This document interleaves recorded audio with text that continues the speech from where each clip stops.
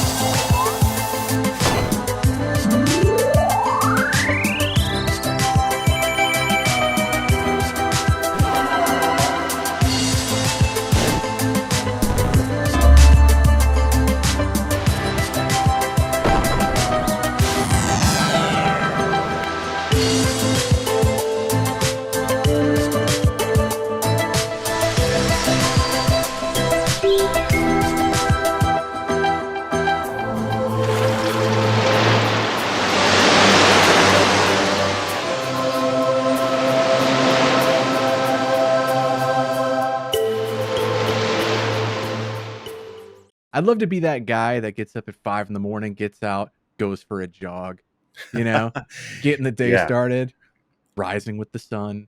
Yeah, yeah, that's not me right definitely. now. Me too. I would love to be that guy. But instead, I'm the guy that wakes up at 5 and plays like Nintendo Switch in bed for an hour.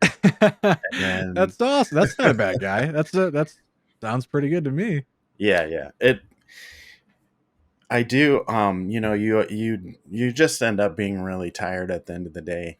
So you just go to bed earlier. So, Yeah, you know, I mean that's not too bad. You get to bed earlier, have an earlier dinner. You know what I mean?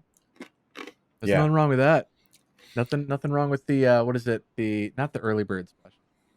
No, it's just going. Nothing wrong with that either. But you know what I mean. Yeah. I'm not mad at it. That's nice. Did Um, you when you were in school, did you have like the early birds and the late birds? I was so in school, and I honestly, it probably stems to nutrition. Hmm. Um, so growing up, like my family, many families, but my family in particular, they were just all about, what Logan likes to eat. Let's get that for him. And so Little Debbie snack cakes and soda pop and just all the bad things. But when your child likes it, you want to make your child happy, get it. Uh, so I had really, really poor nutrition growing up. And so I think because of that, I was the worst at waking up early. In fact, it was so bad that like there were days I would miss school, not even sick, not even pretending to be sick, just I can't physically pull myself out of the bed. It's like something was holding me to the bed. It was like, you're in here, Yeah. Even on days where I wouldn't stay up late, it's just I enjoyed sleeping so much. And in the morning, my brain would just not, it wouldn't do it. Um, but as I've gotten older, it's switched. Um, Yeah. I don't have a problem getting up at like 7 in the morning, 6:30, 7, um, and being more active and kind of getting out of bed. But yeah, to answer your question, no. In school, it specifically, that was a time where I could not get out of bed for anything. Yeah, I definitely feel you there. I experienced that a lot too, and yeah, I'm sure it was like nutrition, and also I think I was like a night owl, so I just could not get up. And the schools, man, in America are start way too early. It's like bad for children to get up that early, and yeah, I remember many times I was late for school literally every day. Yeah. to the point where they were like inventing new punishments for me because there was like nobody else that was that late all the time, Yeah, you every day. know? Yeah. Yeah. No, I get so in Japan, that's where you're currently at, right? Yeah. School So starts later here. what time, like, how much later in the day are you go it's 6 days a week, right? 6 days a week schooling, or is I that I just in think persona? it's like 5 days a week, but most kids have activities on Saturdays, like if they're on a sports team or something like that. Gotcha.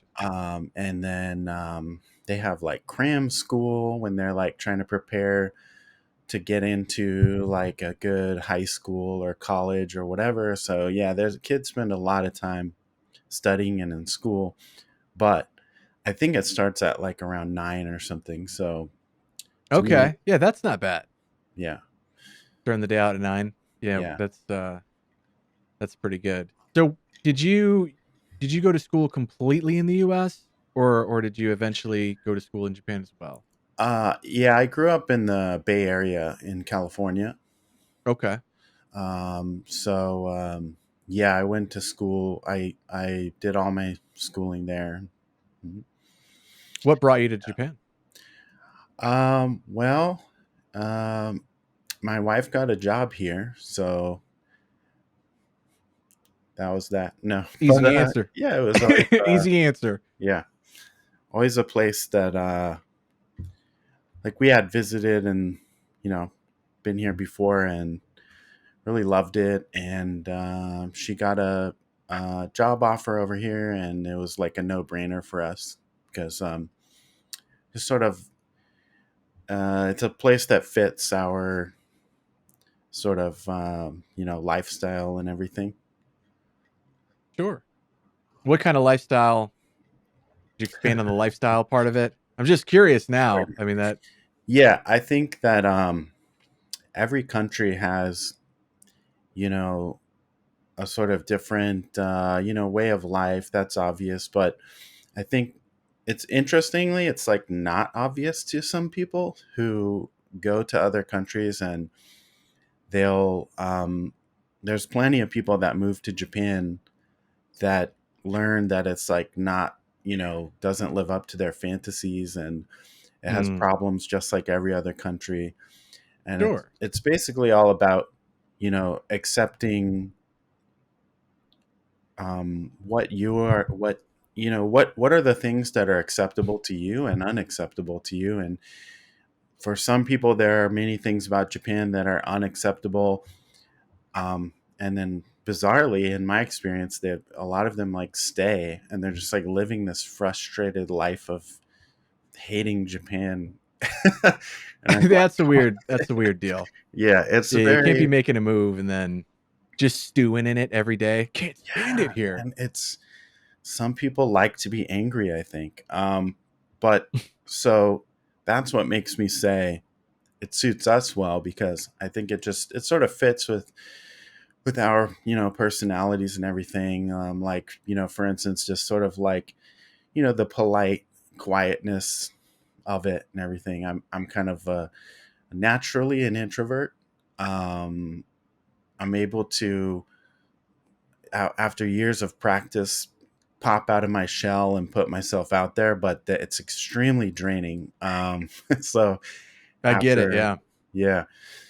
And so in Japan, I don't know, it's kind of nice how I feel like there are, as growing up in America, there are, there's this idea of like of freedom, but it's like in a lot of ways it's like a weird twist on it where it's like, to me, one thing that's very important is the freedom to peace, and just sort of like not being bothered in public, and just sort of Mhm. like I don't know. So in riding public transit, for instance, like in San Francisco, was always like I was just completely on edge at all times, because there's just constantly like crazy things going on and people Yep. coming at you, and you always have to sort of like be on your guard.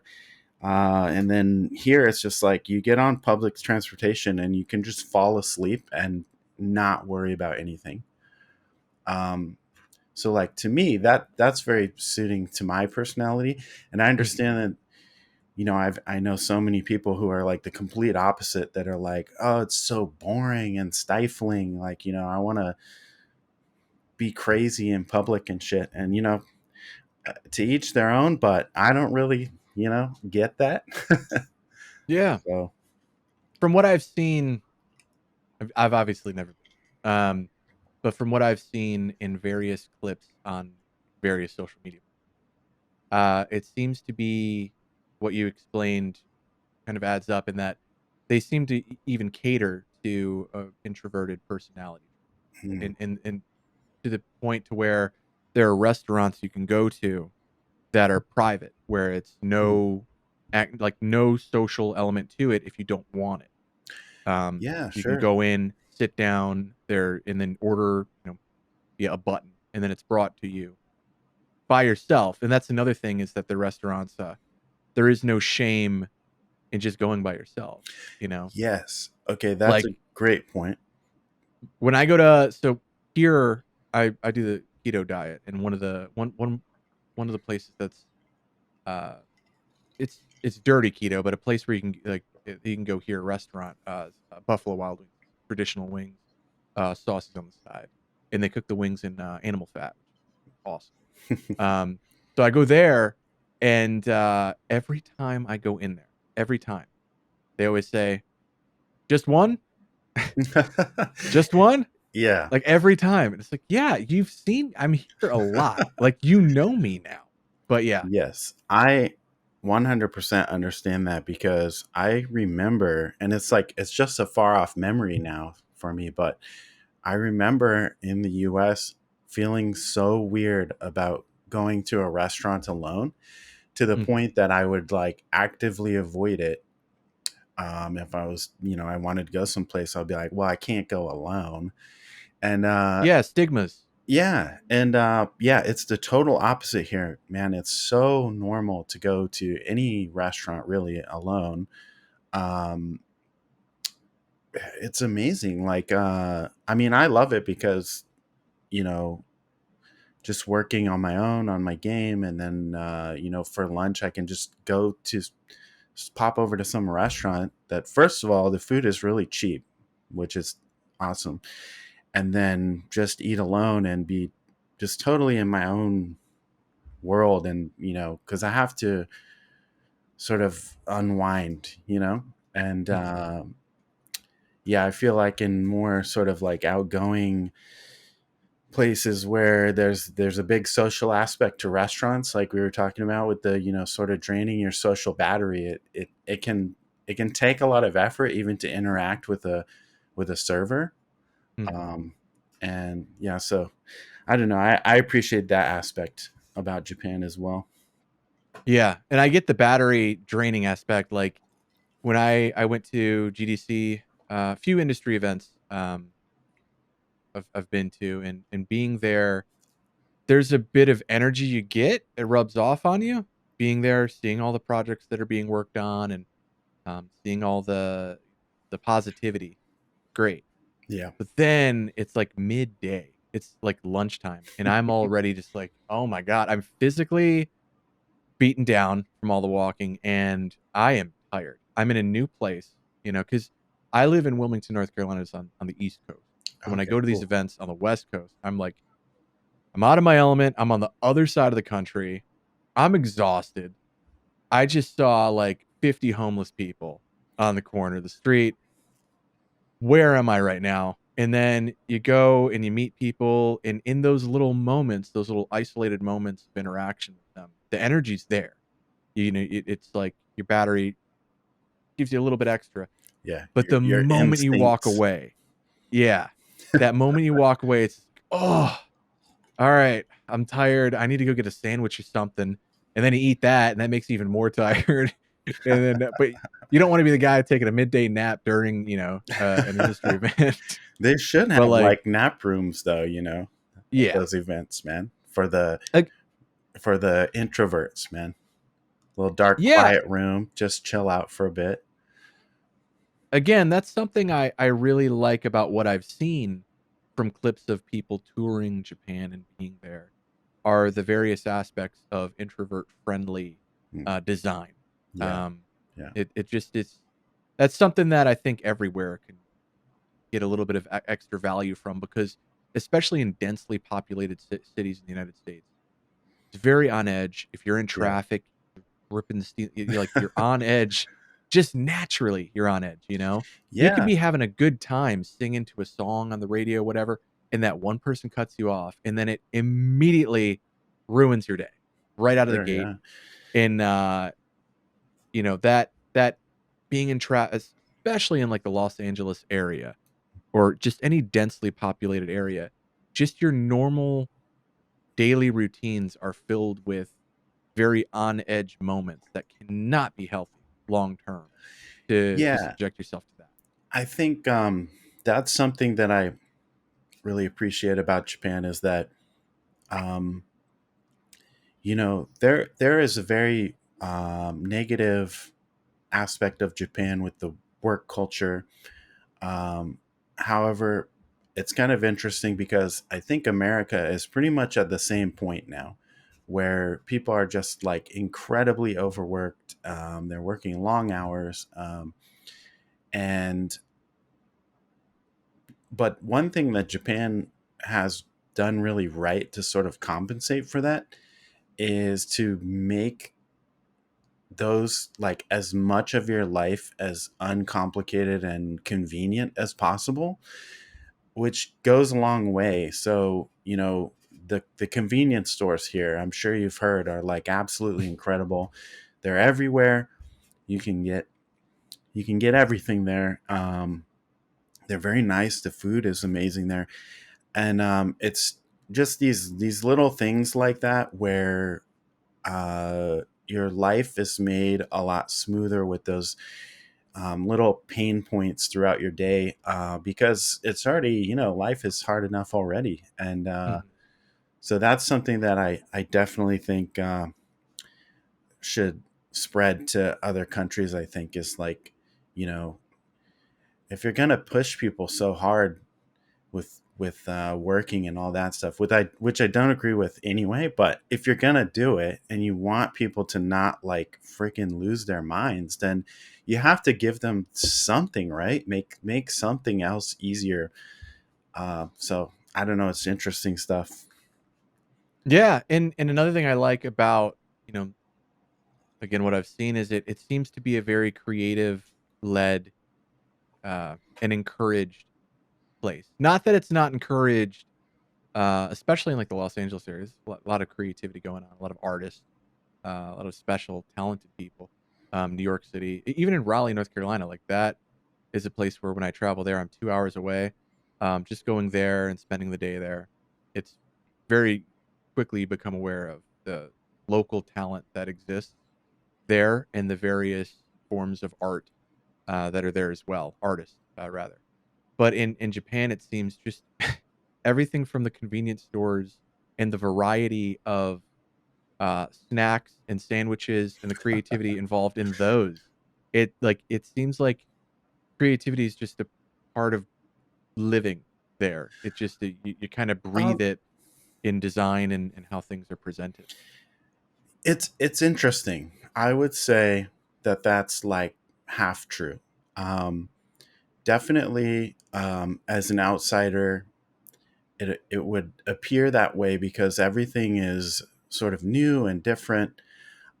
And the most important aspect of that is that I think that Japan does have a very sort of art and design driven culture, which comes from this sort of ancient like Shinto appreciation of nature. You see it in all the art and the design and everything, where it's this sort of like capturing this essence of nature in Japan. The beautiful sort of like unevenness of uh, natural vistas and things like that. Um, that I think is deeply rooted in Japanese culture. Um, and you see it with things like seasonal products. um, the things that are available in the store are different every season because that's what's available from the farms and things like that. So there's all these things that are sort of like deeply tied to nature, that I think comes from Shinto. But it's interesting. So from one aspect, that does create this sort of, from an American perspective, that does feel very like artistic and creative, and um, and this appreciation of design and aesthetics is definitely there. But at the same time, Japan does have a very strong culture of fitting in and not standing out. Um, so there are a lot of things that are sort of like part of the program, that might feel very creative and crazy and out there at first, but then after you've lived here for a while, you start to see that there can be like these formulas, and maybe things are like not as wild and creative as they first seemed. Um, and it's interesting. And so I would say that America, one of the strongest aspects of American culture is that creativity that you were talking about, and the local culture of artists and things like that. I think a big problem is sort of like corporations like stifling that on a high level. So whereas like in Japan, maybe companies like 7-Eleven are more interested in like, oh, this will like delight our customers because it's Mhm. something new and interesting. I think in America, they'll just be like, well, what's the cheapest thing? Keep printing the same packaging. You know, don't change anything. But like on a local level, on a human level, I think American personality and culture is just one of the best places in the world as far as creativity and ideas, just willing to like break the mold and go crazy and try anything. So that's a great aspect. And then, yeah, I think a lot of Japanese people as individuals are like more scared of doing things like that. And Yeah. um, speaking of video games, if you realize that, I think it kind of explains some things about companies like Nintendo, where people will, have this perception of Nintendo, and then that perception will be like shattered randomly because they're like, why would Nintendo do this? And it's like, if you realize that they're like a very old school Japanese company where you have like old businessmen who receive faxes every day instead of emails, and they're like in a business meeting and they're looking at graphs, and making decisions based on that, then you start to realize, why they do some of the things they do. So, for instance, like just a random example, how I'm not involved in the Smash Bros community, or I'm not either, you but know, I respect it. yeah. I've just heard a lot of things about how like Nintendo basically doesn't even know they exist, and I know this firsthand from the Earthbound community because that's probably my favorite game. And I was involved in the Earthbound community in the early days, and we did this. I mean, I didn't really do anything. I just signed the petitions and I called Nintendo and stuff. They did these campaigns to try to get Nintendo to release Mother 3 on the Game Boy Advance in the US. Mm. And it was just so bizarre because they had this huge petition and with like tens of thousands of signatures and things like that. And Nintendo literally responded with like a boilerplate email that was like, "Thank you for your interest in Nintendo products." Yeah. And so, those kind of things are shocking. But if you realize that it's like this Japanese company that's like very old school, it starts to like make a little bit of sense how, like the customers are not like this community, this living community that I think like American people understand that more, that they're like, Mhm. people that you want to interact with, and foster their love of your games and things like that.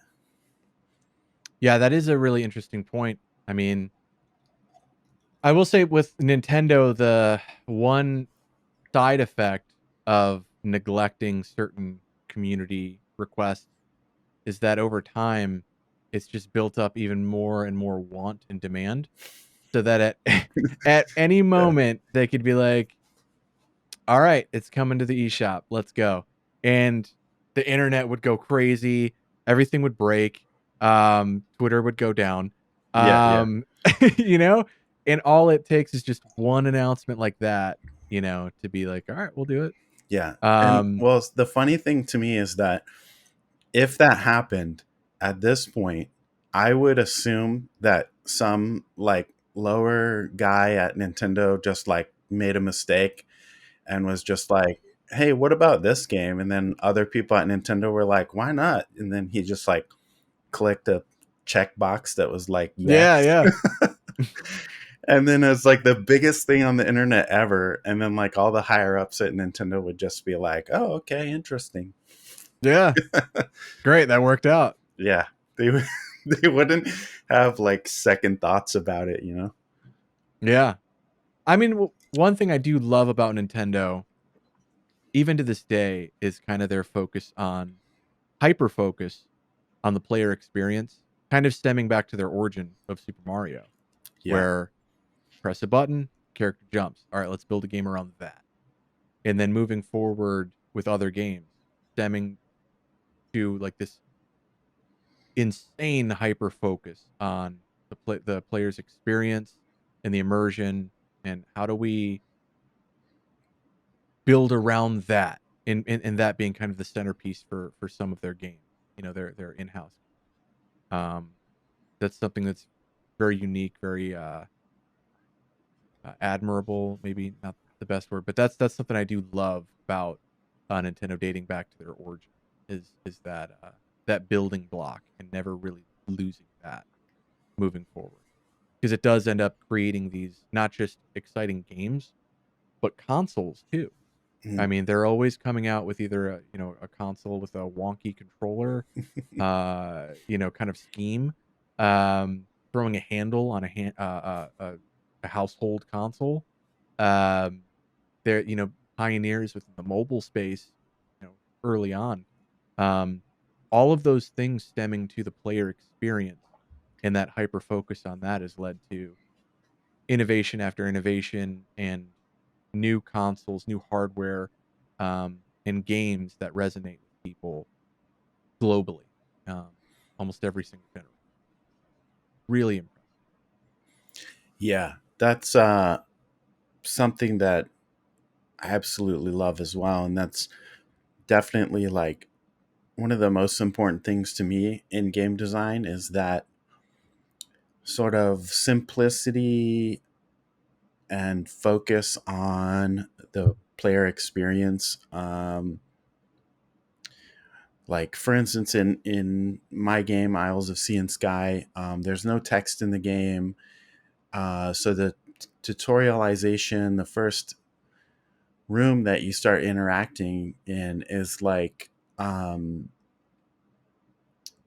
just sort of spelled out in ways that focus on the player experience with visual feedback and things like that, so that the player can figure out how to play the game on their own, without text, like a big block of text explaining what to do and everything. So I think a lot of times, yeah, like Nintendo nails that intuitive aspect. And I just wonder if, like, I don't know, I wonder if they're maybe that comes from having an international audience and wanting the games to be enjoyed by as wide an audience as possible, which is like my motivation as well. So, like, my hope is that with this game that I'm working on right now, that there won't need to be any localization except for just text menus and stuff, which is pretty straightforward. Mhm. But yeah, like basically everything is communicated visually, and also I think another big important part of that is that when you figure out something on your own, even if it's like a very simple interaction, I think that stays with you more than if you're reading it from text and then trying to recall it later. When you figure out something on your own, even if it's very mundane, I feel like it's like more rewarding and it sticks in your memory. It's impactful. Yeah. Yeah. Yeah, I mean, that type of game design is a way that, like you said, localization-wise, aside from menus, being able to communicate with players of all languages Hmm. across the Hmm. globe through design, through UI, through UX, um, through interaction, I think is something that makes video games really special when you can do that. That form, of entertainment, and communicating in that way, it's something that, again, it's very impactful. It's something that can stick with you and give you those endorphins over and over again and get you to a point to where I remember on, G4 TV back in the day. This was, I loved G4. Once I found it when I was, a kid, I found G4 TV and that it was called something different prior to that, I believe. Hmm. But this was early days, Yeah. and, It's too when bad I that that it's ended, but yeah. yeah, and in part, I think it's because just the way that people consume entertainment nowadays has Mm-hmm. changed, Sure. and their attention spans and preferences for entertainment have also changed. So trying to bring back that same style, even if you're getting it in front of your target audience through channels that they now use, it also doesn't mean that they're going to react the same way that you know uh, the audiences did a decade or 2 decades ago Right. did. But back in the when I found out about G4 and I was a kid, I was like, oh my god, this exists, like a 24/7 video game channel. Are you serious? This is amazing. This is back when I was reading magazines, and Yeah, this yeah. was my primary magazines and manuals were my primary form of consumption and learning about games. And in discoverability as well. And then when G4 TV came out, I I'm never not gonna watch this. This is the greatest thing ever. And then it just turned into Cops, um, over and over.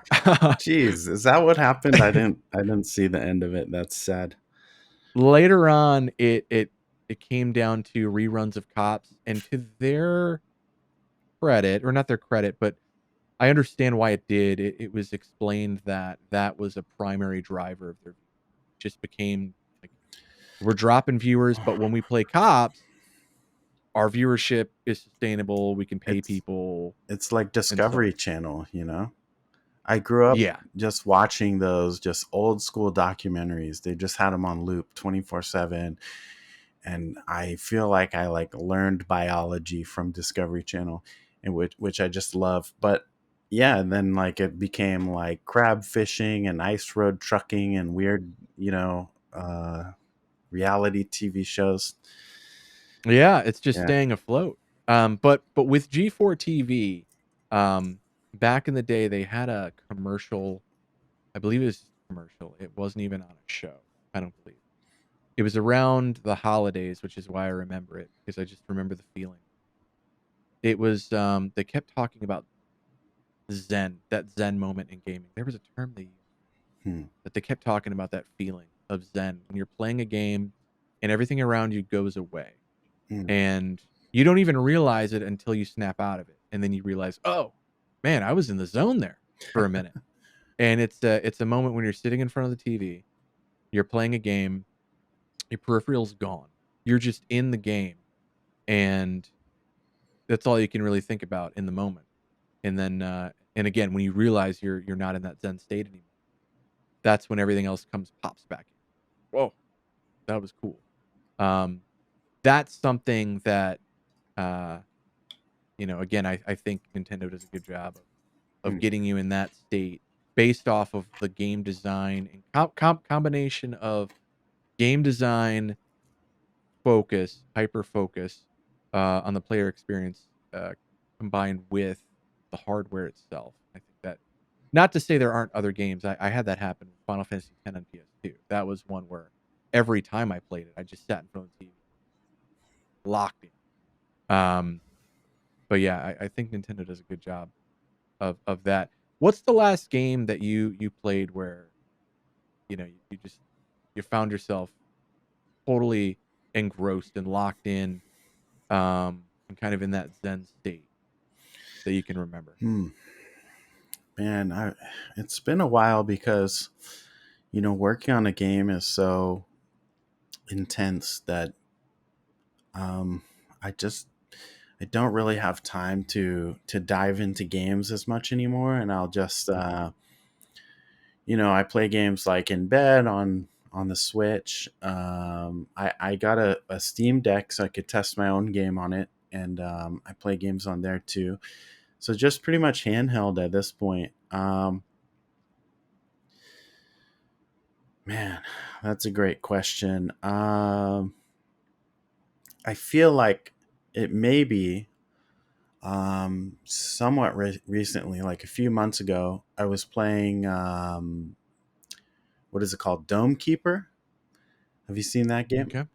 I have not. It's I'm gonna it's pull it up another now. indie game, and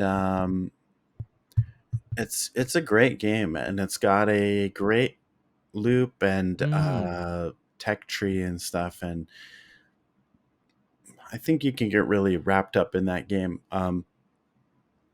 And it kind of appeals to me in ways that are like, sort of like weird ticks and stuff where, you're digging out this area underneath your base and stuff. And like once you get good enough to survive, then, like personally, I start doing weird shit like, can I dig out every block in this whole level, Yeah. And I'm trying to do weird shit like that.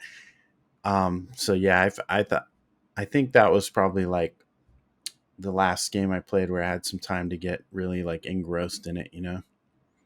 Yeah, and I think that's a great indicator of a game that does get you to that state when you start to express yourself in the game and Yeah, start to right, explore the boundaries of the game, not because solely based off of your motivation of, I wanna see, if I can do this in this game, right.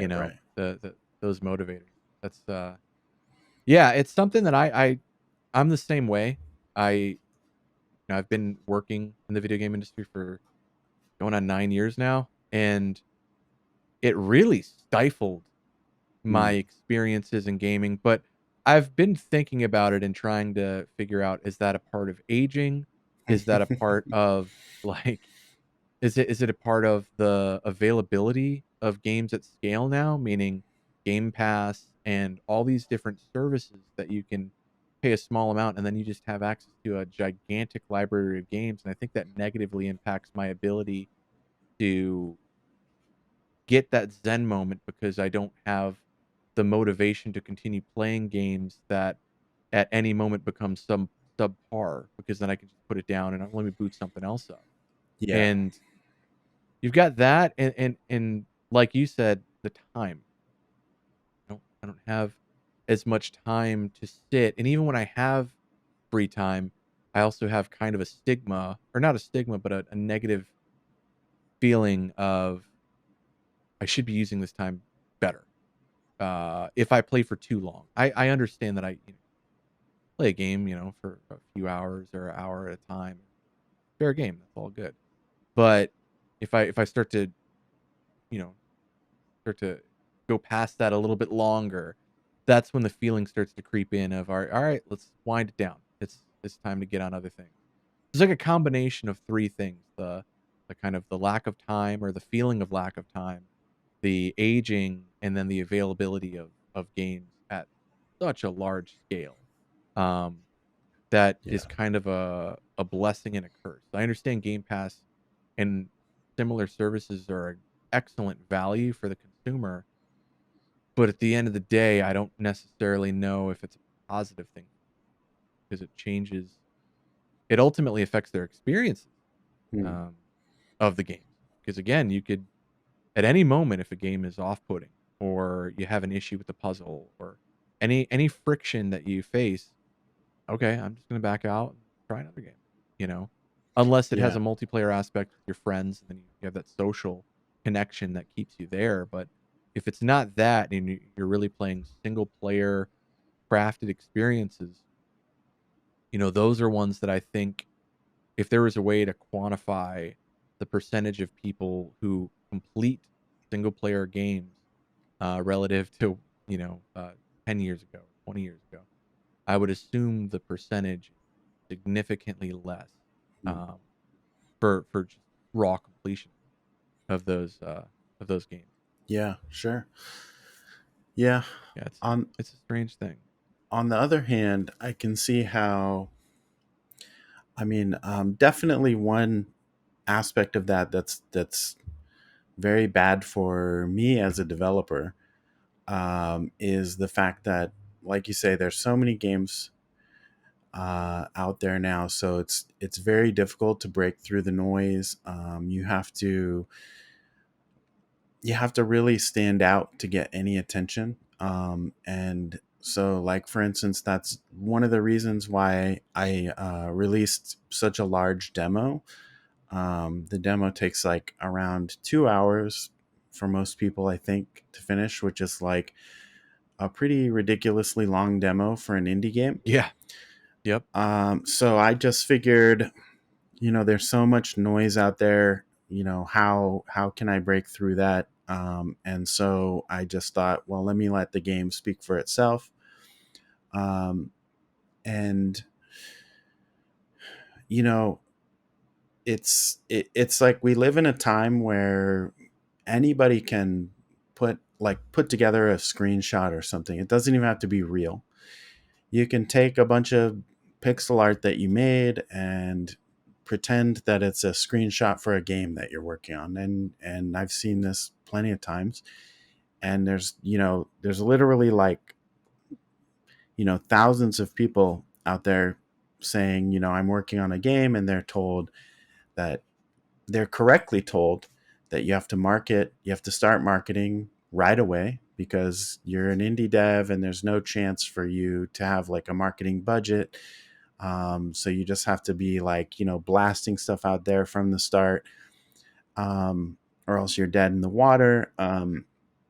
That's all true. But then the result is kind of like, people who are ultimately like hobbyists and, are not really working towards like a game to release professionally, or like aren't going to release a game at all.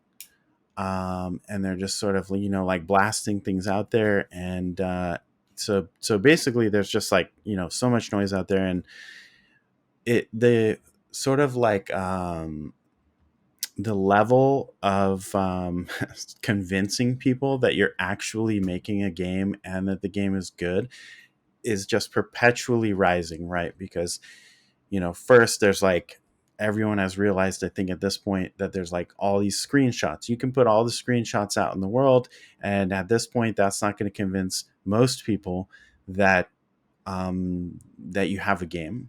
I think most people will like ignore that, and it keeps going higher and higher. And so now I think we're at this point where, like I did, you have to release like an incredibly huge demo to the point that nobody can deny that this is a real game, um, and that it has value. But now the problem is like, how do you get that in front of the right eyeballs and everything? And so that's a whole nother story. But the other aspect, sorry, I'm just going on and on. Oh, it's all good. The other aspect of what you were talking about with the, just the wealth of games that are available, um, that maybe the positive aspect of it, going back to Japan and like all the restaurants in Japan and stuff, there's an extremely competitive restaurant scene in Japan, but there are just like restaurants everywhere. I think like Japan has the most restaurants per capita in the world or something. It's like or like the most Michelin stars per capita, something crazy like that. Um, they it is extremely competitive, but at the same time, you have this sort of like ability as the consumer to find places that just like suit you perfectly. And so, like you were saying, and I 100% agree with this, I experience this all the time when playing games. Like the minute you experience something that you don't like, you're just like, why would I don't have the patience for this anymore, you know? And so in Japan, I think people do that all the time as well, where they're like, they experience one thing that they don't like at a restaurant and they never have to go back there again because they have so many other options. And it just sort of like raises the level of quality, you know? Mhm. So that's one good aspect about it. But I have a disclaimer about that. Going back to the differences between America and Japan, I think one of the most important aspects of that is that a lot of places in America don't allow mixed zoning for businesses. So in Japan, pretty much everywhere is like mixed zoning where it doesn't matter if it's residential, businesses are allowed to exist there. So people can do things like open a restaurant in their ground floor of their house and just live upstairs. Yeah. Um, I think that I think that kind of relates to the indie game scene where people are kind of allowed to do whatever they want. Oh, yeah. So there's a lot of creativity and interesting things that you see that comes from that because you don't have to be able to afford like a 300, I don't know the value of money because of the It's conversion been a while. rates and stuff, but like you don't have to have like millions of dollars to open a restaurant. Mhm. Um and then in the same way, like in the indie game scene right now, and I hope this continues, but you don't have to have millions of dollars to at least like start making cool stuff. um, Yeah. but yeah, so maybe that's like the positive aspect of it, but I think we are like right now in such a weird place where maybe like a transitional time. I also wish that there was a way that you could like just plug your brain in and like experience a whole game in 10 seconds. Yeah. That Yeah. would be my Not dream. as I get older, the more and more that, idea sounds appealing. Because again, like, if there were a Final Fantasy X level esque game to come out that would appeal to me on that level, um, and bring that type of enjoyment and entertainment, I don't know if I could get into the same zen place Mm, that I could when there were no responsibilities. I could sit there all night long, in front of a TV in a dark, um, without any sort of negative feelings creeping in, you know. yeah. So I don't know if I could replicate that. Um, but yeah, it's there are obviously pros and pro. There are a lot of pros that you could definitely bring up, allowing more people to enjoy more games, um, which in and of itself should help spark creative thoughts. Because I think at the end of the day, video games are a great place, um, to kind of inspire people and bring out creativity that not other mediums can easily replicate. Maybe a Studio Ghibli film could do, but it's not easily replicated. Yeah, going back to the demo that reminded me when we were talking about it, the value of the demo and Mm, the significance having a thorough demo. I was doing a recording yesterday with Sandy Spink of uh, Supersoft, and they're working on a game called Moonstone Island mm, that's coming to Steam on September 20th, 7 days recording of this. mm, Um, and that ultimately is what so Sandy he this is his first commercially sold game. I think I put that right. He had done game jams and other things before, but his profession was UI UX design. And he decided, during COVID that in January 2020 wanted to explore this game that he had kind of knocking around in his head. and just went for it. But to validate that game when it became because he was paying out of pocket with his small team, paying out of pocket, and eventually it became a point where he had to cut hours and, you know, he had to find funding. So, he had approached publishers, and the one thing that I think, or my takeaway from his explanation, that the importance, or of the attention to detail that he had with the demo and putting out a solid representation of the overall vision of the game, even though it's years prior to the release, or at least a year, but being able to, as closely as possible, you know, take that vision from the brain and put it into a demo so that the publisher could see it. And that is what contributed to uh, Supersoft being coming to an agreement with Raw Fury, Hmm. publisher Raw Fury. And Yeah. and again, that's a new developer. From Raw Fury's perspective, you're looking at this this developer that has no chip games under their belt, and they're coming to them saying, "I want funding for this game that's a creature collector life sim with 100 procedurally generated," eventually they changed it, but procedurally generated islands, and, like, just and it's a card game, and it's a so all of these different, um like, the scope, when you just listen to the description of what the game is, the scope is wild.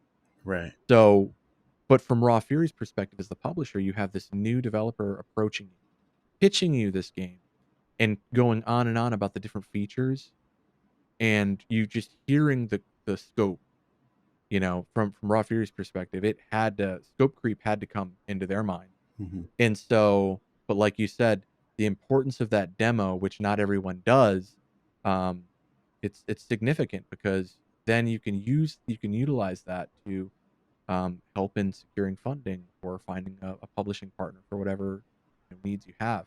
Um, but at the very least, it's a way to show consumers that, hey, we're legit. This is a very legitimate product, that we're entirely capable of delivering on. And to give them that high quality demo is a massive deal. And in part, that's why Steam Next Fest is such a huge thing now, Hmm. because that's the time when all the demos come back into play. And there was a window where demos were falling to the wayside. They became a thing of the past back when the demo discs, were a thing. Yeah. And eventually it started to fall off a little bit, but over the last few years with Steam Next Fest, it's come right back to the forefront, Yeah. and being that thing that consumers still want. They still want the demo. A good Yeah. representation of your vision. And like you say, if you're a developer, um, it has the possibility to like open all kinds of doors for you, if you have a really solid demo on the sort of like business side of things. Because yeah, you have something that you can just show people. You don't have to, you know, convince them as much. But yeah, it's interesting. I think we are in this like still this transitionary time where I think more and more people are becoming wise to that, putting demos out, and now the that level I was talking about earlier is rising again because now we're starting to experience me and Dan, who's my producer. He helps me with like everything non game dev and kind of helps me stay focused and stuff. And we're seeing a lot of responses from streamers who are like, I only play games that are released, I don't play demos. And so, it's kind of like now it's getting to the point where it's like you have to have a released game to get any attention. And yeah, it's just interesting stuff. And like, we did a Kickstarter initially, Mhm. and it was just interesting to see all those different sort of like plateaus where um, I created a big demo.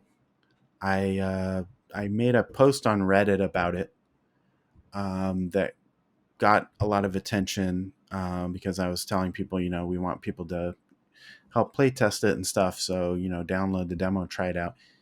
Mhm. I think that was like before I had a Steam page or something. I don't know.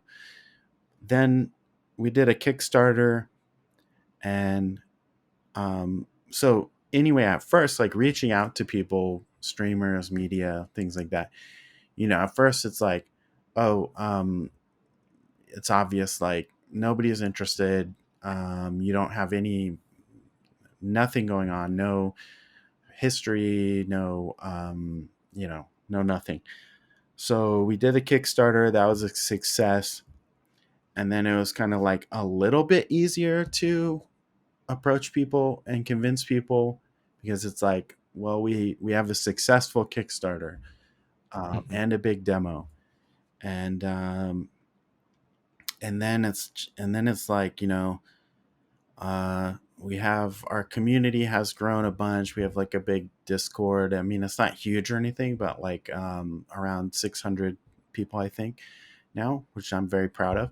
But like, these sort of things keep growing, and it becomes like a little bit easier to convince people with each thing Yeah. that's accomplished, but it still feels very ridiculously hard. And yeah, like I was saying, it's it's incredibly difficult when people say, I won't even look at your game until it's released. And I don't have any ill will towards them. I understand it completely, because like we were talking about, there's just so many games out there that are done and released, and you can just play the whole thing right now. Yep. So why bother with demos, which like historically, maybe in your experience, have been bad, or not good, not well polished experiences, and things like that. So um, you can sort of be more and more picky about what you spend your small amount of time playing. Yeah. So Yeah, it's 100%. I mean, it's one of those things where I do appreciate that Steam has Next Fest, to kind of organize it and then celebrate it and encourage it. mm, So during Next Fest, the motivators to play the demos are not the same as outside of Next, when they're yeah, just for when you sure. have, users just browsing their discovery queues. Um, when you're just looking through games, you can be a little bit more picky in terms of what one you want to install the demo of, to download, on a non-Steam Next Fest day. But then when Steam Next Fest comes around, you have that kind of, there's this excitement, not FOMO, but like there's this excitement that everyone's doing it at the same time. We're all doing this together. Content creators are talking about Next Fest and their favorite demos, and influencers, media, and so on. It's just this big moment that everyone's a part of, which further encourages you to now go in and just try them for a full week. And it may not lead to long gameplay sessions, but at the very least you'll have a lot more, just downloads, trying over and over until you find the ones you like. And it's very much encouraged, to play the demos, to follow and wish list those call to actions everywhere from Steam. They do a great job of encouraging it, and I like that they do it multiple times a year. It's only a week long, and it's something that they organize and really get that encouragement, nudge users to just get out there and play some, try some. Yeah, Um, because definitely. without that, it even if you have a demo, you still have to acquire the users to take the time out of the day to try them. Where Yeah, Steam does a lot of the heavy lifting during next. yeah, for sure. Yeah. So have you participated in a Next Fest yet? Yeah, we did. But however, very early on, where I think at the time, like we didn't know that it was like a one shot deal. Yeah. Yeah, that you can only participate once. So Yep. we did it pretty early on, and I would recommend to other developers, to definitely try to participate in the next fest. That's like the closest one before you launch, maybe. Uh, yeah. I totally agree. It's a very momentum driven event too. Yeah. So if you haven't built up that momentum of, uh, uh, visitors to your Steam store page, followers, wish list, the daily acquisition of followers. Hmm. If you haven't built up that momentum leading into Next Fest, it doesn't catapult you the way that it could Oh if yeah. you put together a strategy leading into the month prior to Next Fest that you can execute on to drive up your average daily acquisition of followers and wish list to signal to Steam that this is not only a game that people want or are interested in, indicator of purchase intent, but something's happening as of late that this is now in the like, this is popular now. This is Yeah. something recently is a thing that, people are very interested in, and so the best way to handle this very calculated approach. Yeah. But also, if you just make the right type of game, Yeah. Yeah. if for Steam, like, in it's for every platform, right? Like, every platform has a particular type of game or mix of games that will perform better natively, or organically on those particular platforms. Yeah, for sure. Um, Steam yeah. definitely their user. I mean, Valve is a very smart company. They just go by the numbers. They know what sells, and so they're gonna promote what sells on their platform. And but yeah, what you're saying about the sort of when do you do Next Fest, and how do you build up to it and everything is so important, because your marketing efforts and what happens on Steam is all like multiplicative, like if that's even a word, but it all combines to get this huge effect. Whereas like for us doing Next Fest too early was we had great results, but it was basically like going from nothing. So if we had done it like now, for instance, I think the results would have been massive compared to what happened for us, because we've been doing so much more marketing and um, putting the name out there and things like that. So Yeah. yeah. Yeah, it's a great tool. Very, very good tool, and I'm very appreciative that Steam, has that. They also still, they have their themed, um kind of events that happen all the time for particular specific genre types. Hmm. Hmm. They'll do those all the time. That's another good opportunity. I believe those are on average a week long as well. Those are always good opportunities to get back out there, leverage the platform, and take advantage of the kind of free impressions give with those events, Yeah, for as sure. much as possible.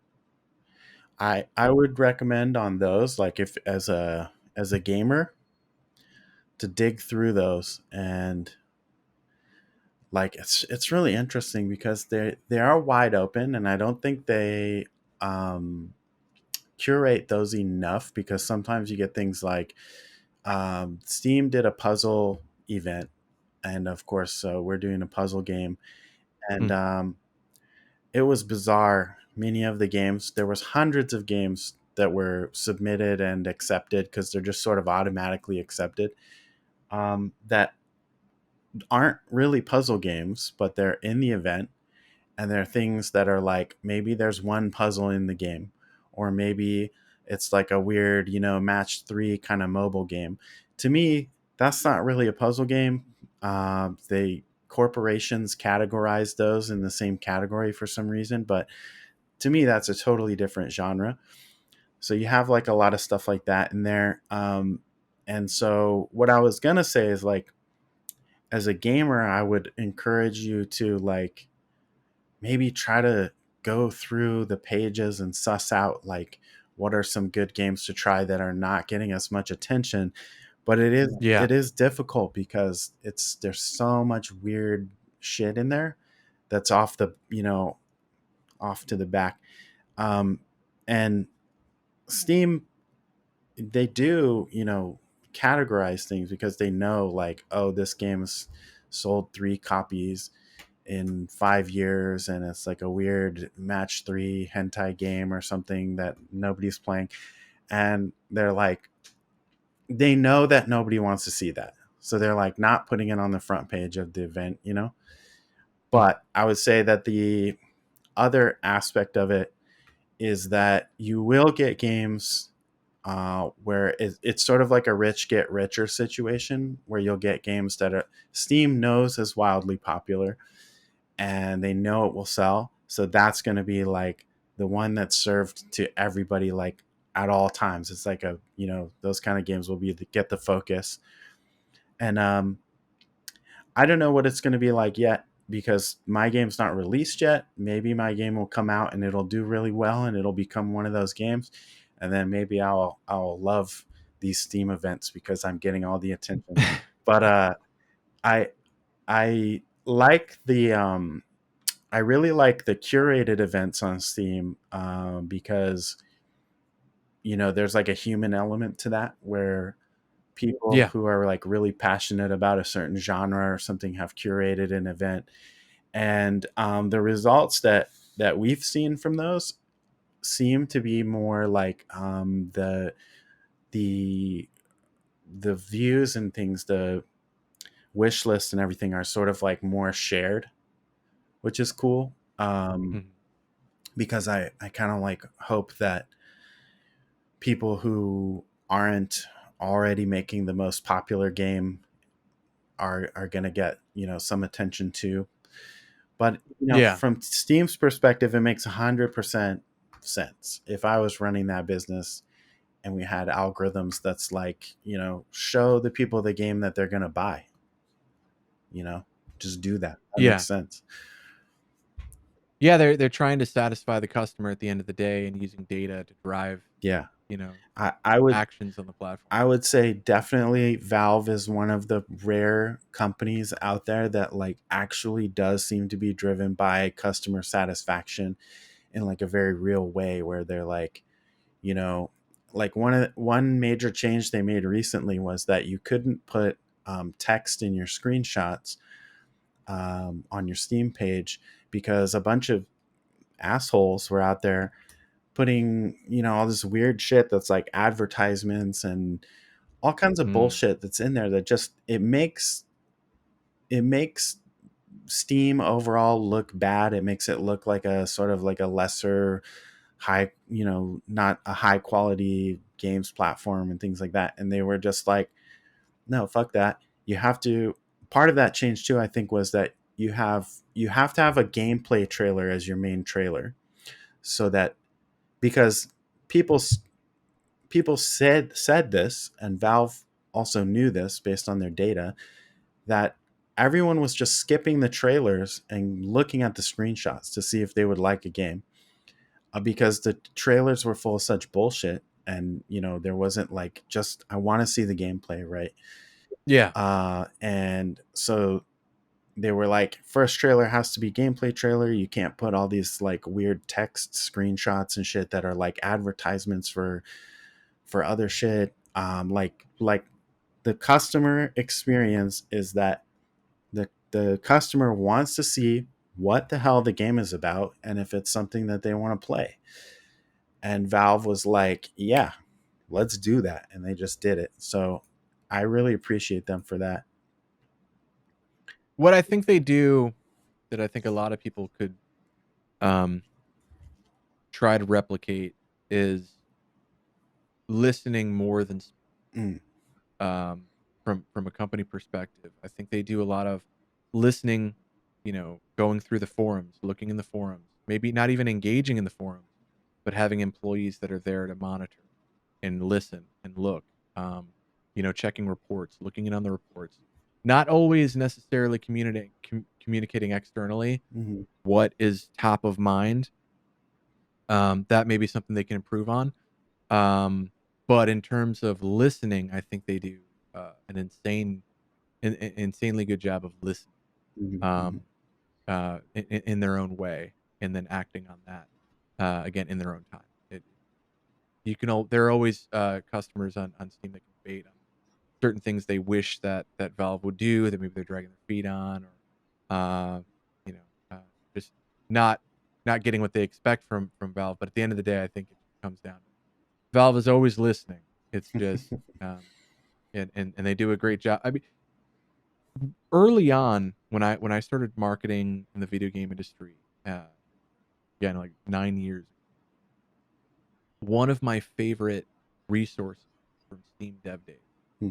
and it was them discussing Adam Kroll, I could be wrong on the name, discussing their communication strategy and cadence for Team Fortress.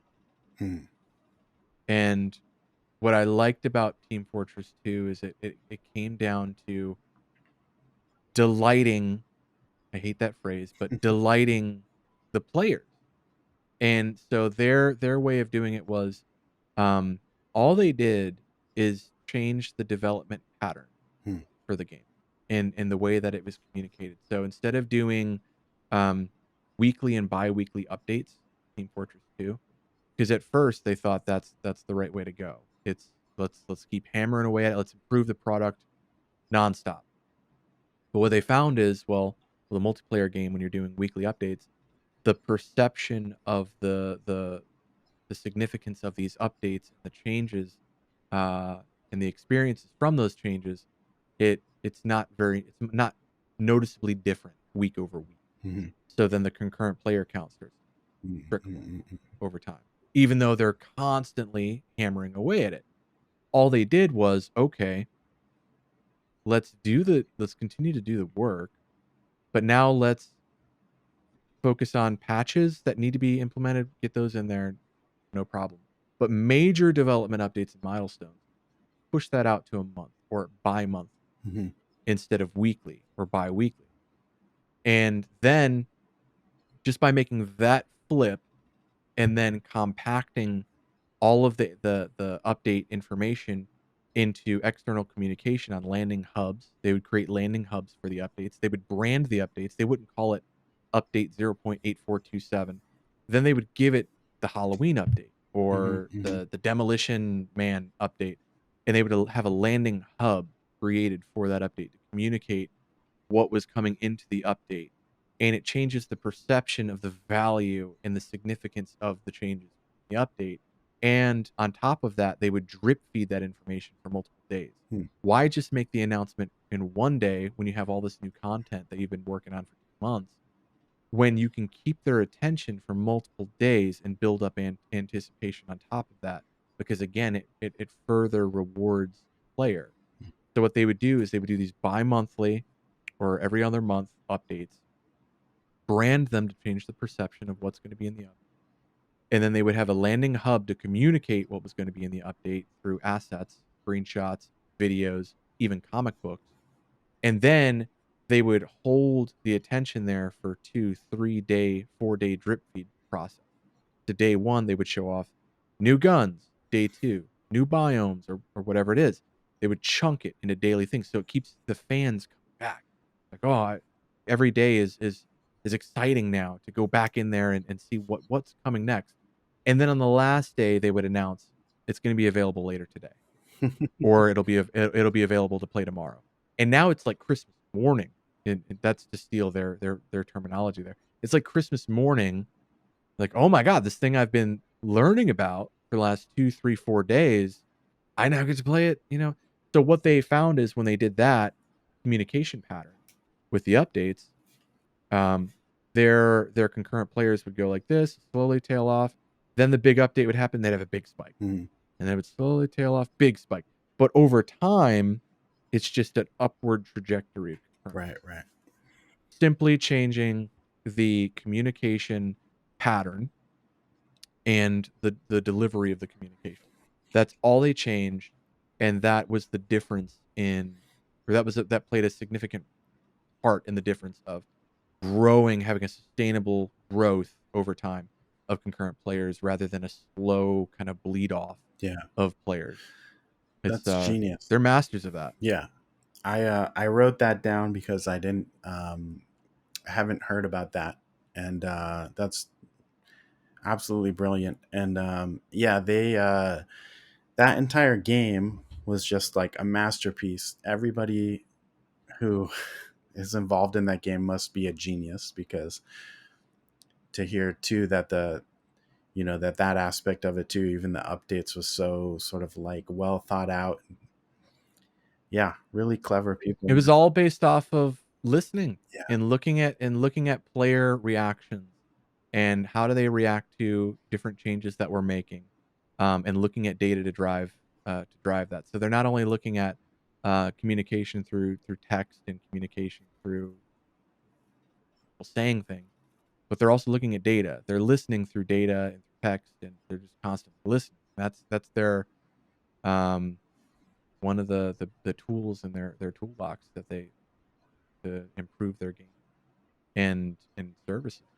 It's really impressive what they do, and they do it thrifty as well. Like they do it at an efficient. They're very efficient too. Like they're with the updates going back to the updates that they would do. They would look in the forums, and if they found like a really good illustrator, like, hey, do you want to help us with this comic book? Hmm. And they would bring them on board instead of hiring out a team of 3, 4, 5 people if they're paying full time to hammer these out. They'd elevate someone from the community to come. They would do all these things really efficiently, and the reason why they chose comics early on to communicate these updates and change the perception, the value of the updates, is because they were less labor intensive than putting together a cinematic trailer, which they eventually did get into cinematics as well in those cool little trailers, but it didn't take as much time and as many resources to give the comics. So they always had a top of mind.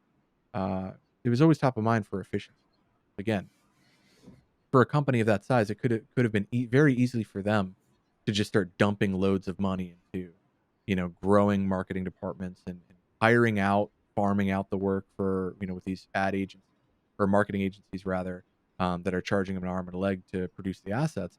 Instead of doing that, which they had the resources to do, they still looked for efficient ways to do it internally. Just Yeah. insane the way that they handle it. Yeah, totally. Yeah, and as like as an indie dev, it's like, zero, It's replicatable. yeah, zero marketing budget. So you have to work with what you have and think about things like that. And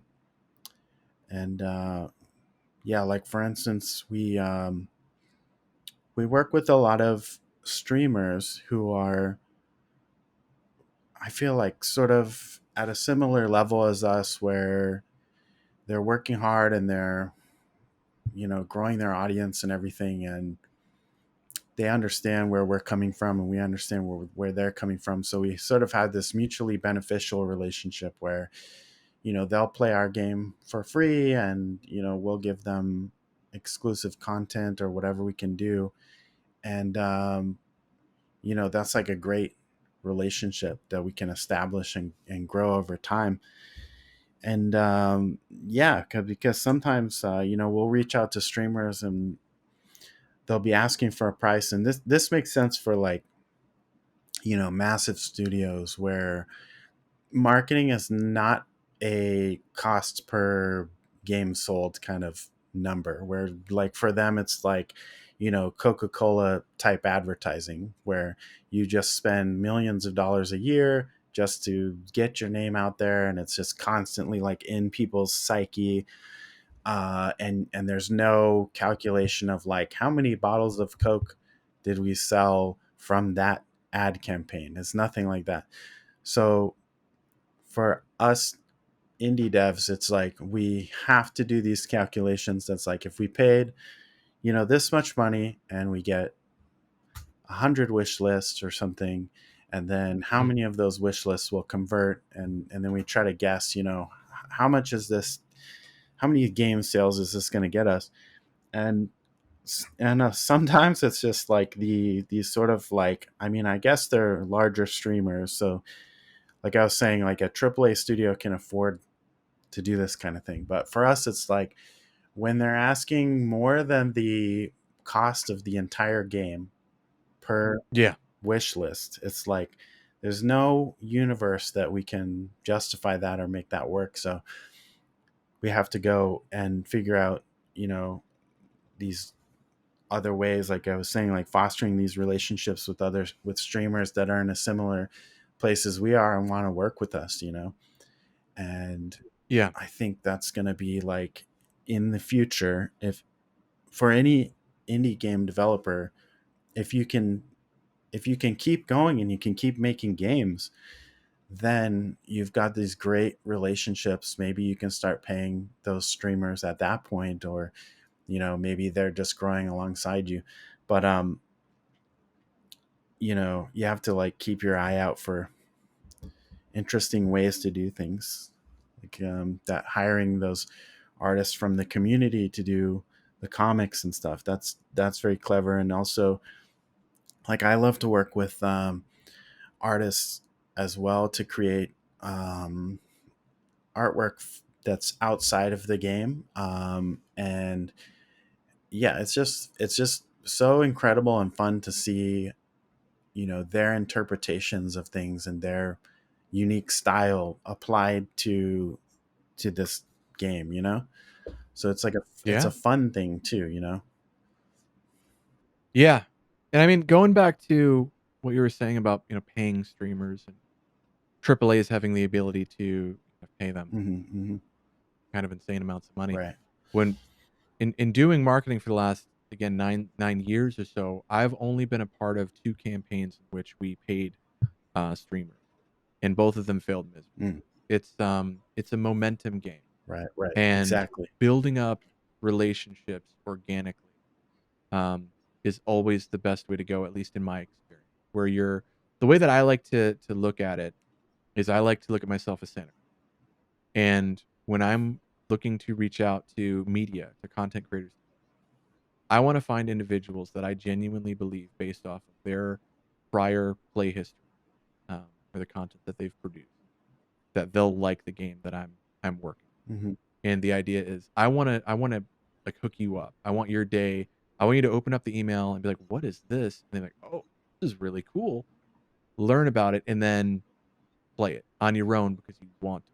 Because that organic content, when they have a genuine interest in the game, it bleeds through in the content that they produce, shines through. But when it's a paid content or paid sponsored video, it doesn't always translate as well, and you don't have that clear, they're really enjoying this game type of experience. Right. And it can work with AAA when you have enough money to lock in and secure content from all of the large, massive influencers at once, at the same time.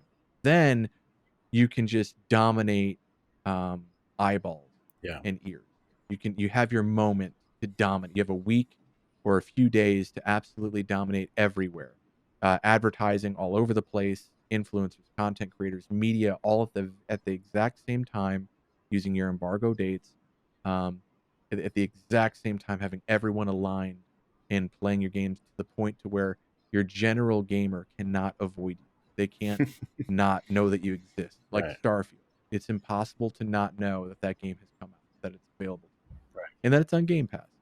Um, because of the money they poured into the marketing, just saturated the market so much so that it's unavoidable. But again, for an indie or really most games, I believe, if you build up relationships first and you have others' best interest in mind with your outreach, I always have the best interest of those that I'm communicating externally in mind. That's my primary goal.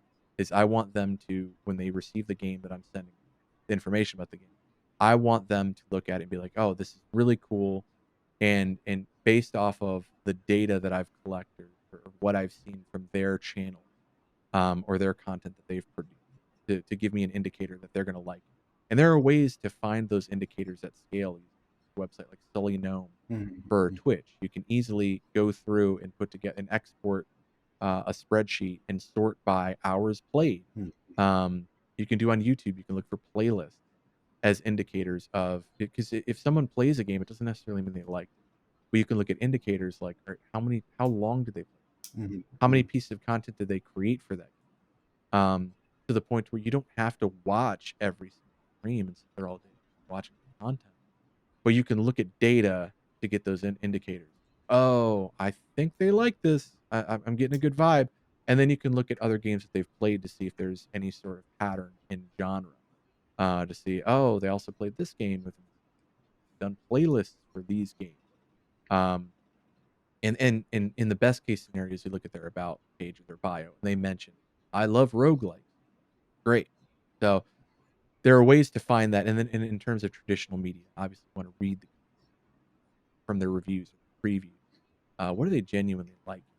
Um, because you can punch above your weight, well above your weight, if you find something that can resonate with an editor or a writer Mm-hmm. at a specific outlet that may not cover a game of your scale traditionally, but if something about that particular game resonates with them specifically, you might be able to earn some coverage from Right. them. And I can't tell you how many content creators I've worked with in the past where in my old spreadsheets, my old media list for old games that I worked on, when I looked at their following, their followers is, 5,000, 10,000, 15,000. And now when I go back to their channel, it's 500,000. It's Nice. 750,000. They just keep, if they're consistent and they hammer away at it, there's growth. There's growth that happens.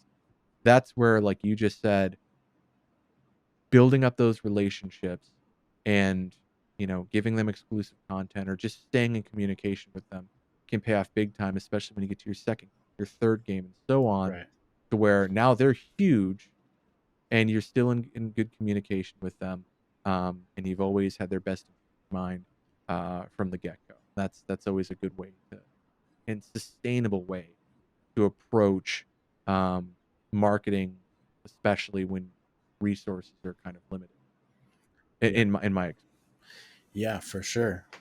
And like on the other end of that, I would say, and we've experienced this a little bit too, where sometimes a streamer will say, that they normally charge a fee or something like that, and but they're like, they understand where we're coming from. We don't have any money, and but they love our game so much, or at least they love the look of it so much. It just seems like something that's perfect for them, and they'll be like, "Yeah, I'll play your game on stream and not charge anything from it," um, and that's just a wonderful thing that I feel like some streamers that we've talked to are sort of like cutting themselves off, or right away, because we've reached out to a few streamers where it just seems like the perfect game for them, but they're just so set on some fees that they've decided upon, or they're working with one of those agencies or whatever that Yep. represent streamers, and it's just like they just won't play the game. And it's basically like at that point, I feel like they're sort of like, throwing away an opportunity to, when it's obviously a match, like they can't just play every game because everyone asked them to. But when the game is like fits with them so perfectly and they want to play it, and then they're just like, no, I charge a fee, and we're like, we can't afford that, and then they're just like, okay, maybe I'll play it when the game comes out. And then that's kind of funny to me, because it's like, well, I know for a fact that you will play the game when it comes out because it's perfect for your channel. So why not play it now, and Yeah. you know, I mean, with those, I can put myself in their shoes and I can understand where they're coming from in terms of, if you're a full-time content creator, this is how you make a living. yeah, yeah, definitely. If you want to draw that line in the sand and take that step as a professional, say, oh, this is what I'm really trying to charge. Um, I get it. Hmm. But when they do say I might check it out when it comes out, that's still good. That's something that, like, in my spreadsheet, I would highlight as I'd highlight it yellow, not green, but I'd highlight it yellow, put in the notes. Yeah, This is a game that they might check out. And that's still worth keeping them in the media list, at least for the launch announcement, sure. and giving them early access to play for the launch. I wouldn't write them off. And then another thing that I've seen is that content creators and influencers, they get influenced by their peers. Hmm. Hmm. So even if they say no now, if they say no and it's like, "Oh, this isn't my kind of game," I'm a big fan of like sports or racing or whatever, Yeah, totally. that's totally fair. Gotcha. Right. You know, and I like to ask. I'll ask early on in the earlier in the process. I'll ask, hey, is this something that you? I think it's something you may like based off of your previous history of games that you played. But if I'm wrong, please let me know, and I'll get you removed from our list. So I like to know, but if it's somebody who's kind of yeah, I'd be happy to check it out when it launches. That's still good. But what you can do is if you say you get like a Splattercat Gaming to play, which they're big content creator, both they produce content both on Twitch and YouTube. Very approachable, very nice.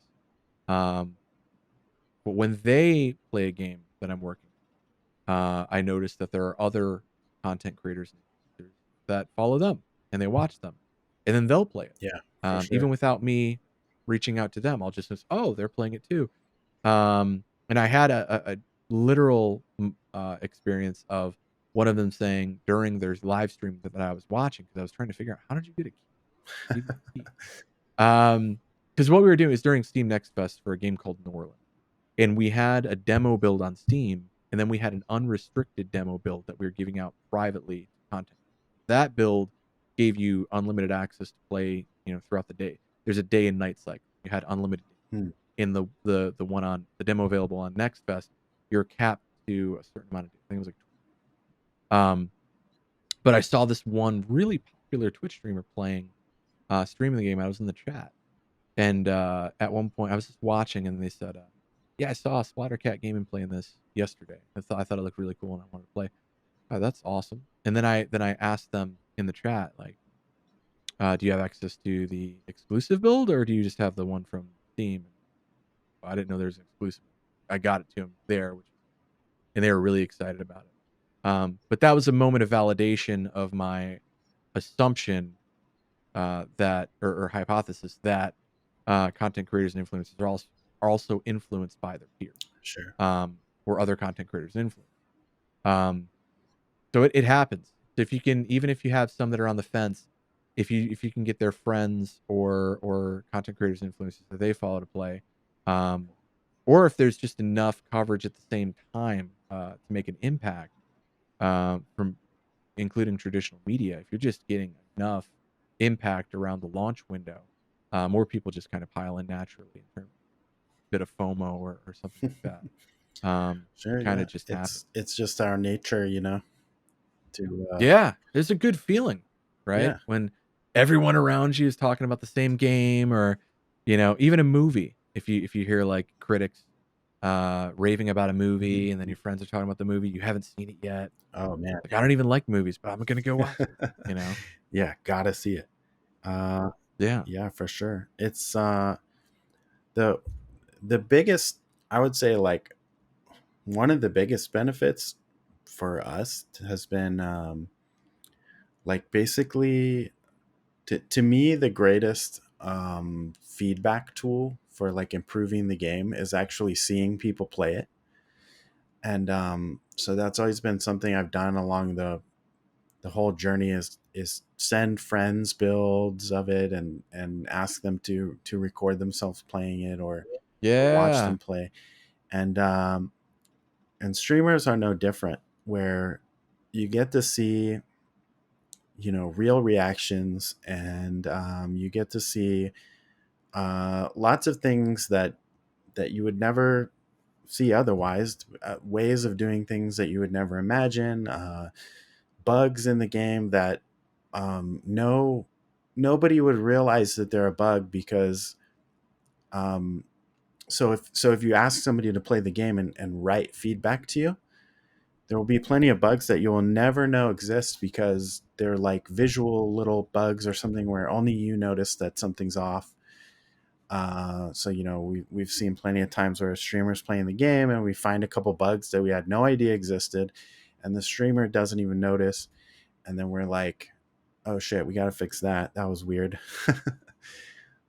Yeah, that follows the same kind of it follows kind of how Steam operates. Listening. Mm-hmm. Just listening with your eyes, you're sitting there watching in their natural state. And that's why I like you just mentioned, watching streams, content that's it's different than going to like an expo showing up and demoing your game there. You can still get that feedback, but it's a different environment. It's loud. Mhm, A lot of mhm. other games going on. There's a little bit of added pressure when you're a player demoing a game in front of the developer, knowing that your honest feedback, you don't wanna really be if you don't like it, you don't wanna be super honest about it. Yeah.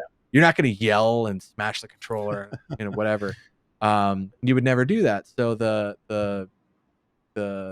kind of feedback you get is a little bit artificial, Mhm. at those events when you can just watch gameplay videos, find that information. Um, and again, it's just listening. More listening leads to higher quality experiences, products, services. It's a powerful tool. Just listen. Um, Yeah, kind definitely. of weird. But yeah.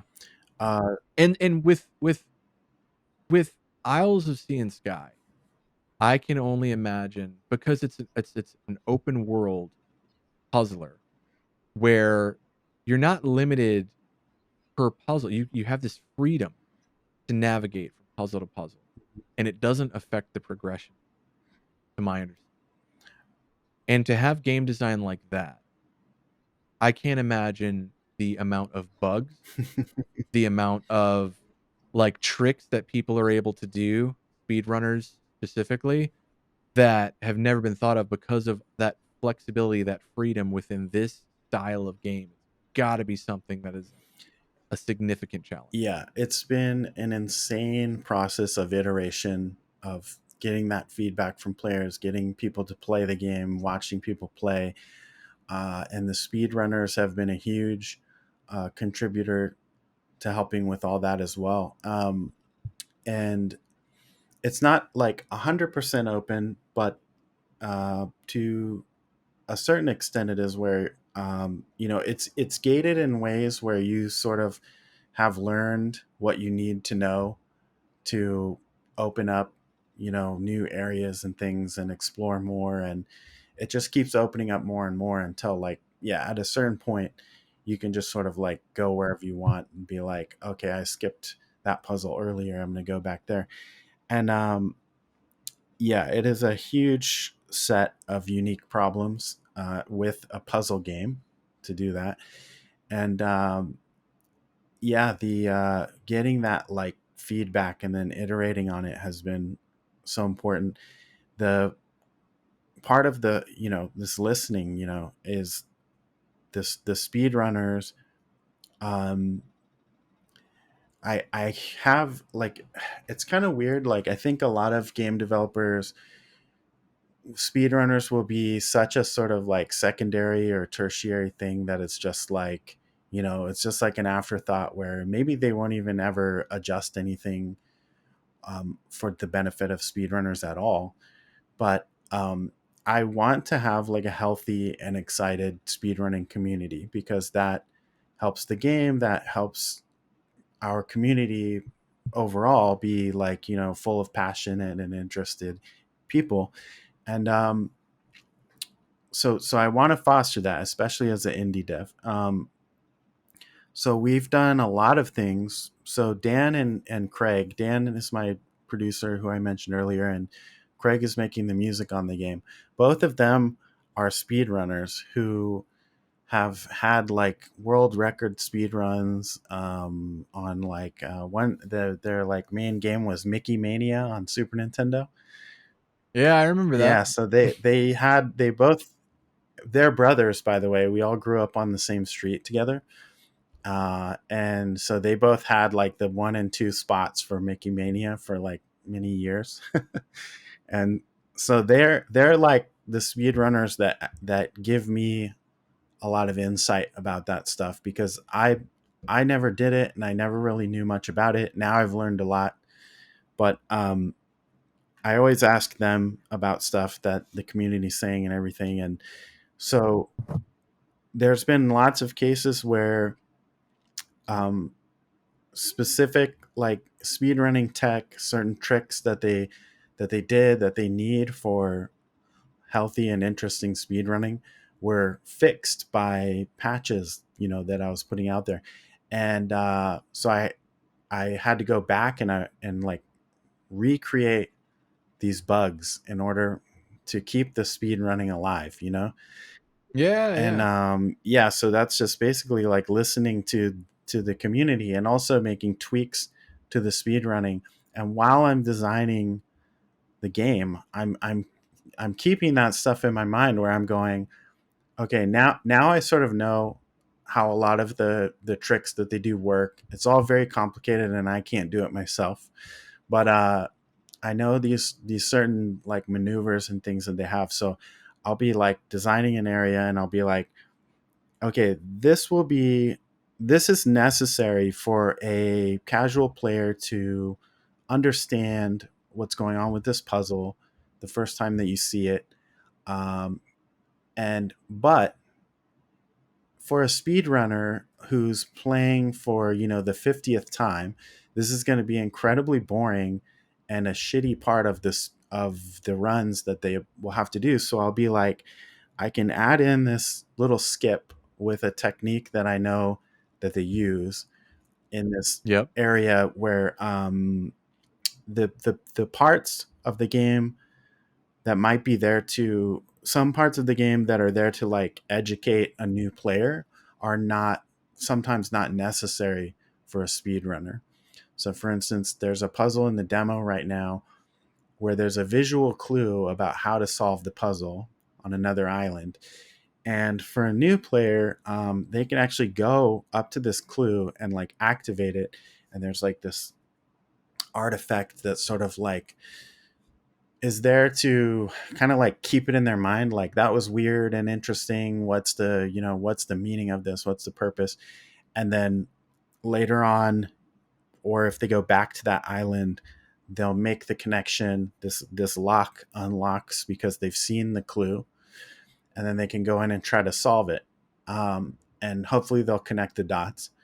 The For the speedrunners, they don't have to actually go activate the clue. They can simply see the clue on the screen on the room that they're in, because there's other puzzles and things to do there, and they can just memorize it or take a screenshot. I don't know what they do. And when they go to that other island where the puzzle is to actually solve it, they can do this trick where they go through the obstacle and they don't have to unlock the lock, so then they can just do the puzzle. And so all that was like just, yeah, listening to the community up to this point for like about 3 years at least, I would say. And then now that kind of stuff is like in my head while I'm designing, as a not even like a secondary thing, but just part of the design of the game, I think. So Yeah.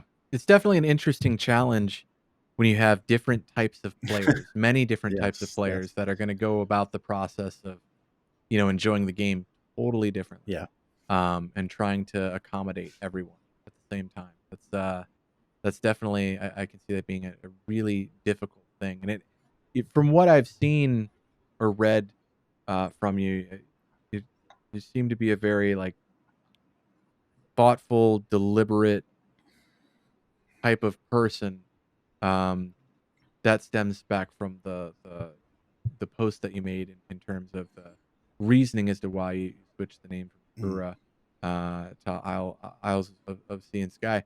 I think that transcends to the it sounds to me that it may translate over to the game design as well, and trying to, also be thoughtful and deliberate in how everything works for multiple players, multiple types of players. Do you think that that may have slowed down development, and at times do you wish you didn't have that type of mentality, if I'm accurate with that, hmm. assumption? That's a good question. I would say that I don't have like the context or like the wherewithal to answer it, because this is just the way that I developed the game and this is all I've experienced, you know? So I haven't ever Sure. worked on a team or anything. This is my first big game. And yeah, so like my experience before this was not in the game dev industry. So um, yeah, I mean, Maybe it has slow. Maybe I am slower than some people, but um, I also feel faster in some other ways. So maybe it all balances out. Um, Yeah. the There's also an interesting aspect about the open world sort of nature of the game, and the fact that there is less than 100% completion options. Um, it makes it a lot easier to have a flexible experience and to have um, Mm, a game that works for a wide audience. So I yeah. think that's something that's super important about it, and that gives you a lot of flexibility from a design perspective too, because you can just say, well, I'll just like block this off for higher skill players, and then more casual players don't have to be bothered with it. The less that you can have them confused by options, the better. And having things sort of like blocked off in ways that are like you have to be clever and solve things and figure out how to open things up more is like makes the game even more rewarding for those higher skill players, or those players going for 100% and stuff, because they're like, you know they figured something out, like how to get into this weird area that seems inaccessible and things like that.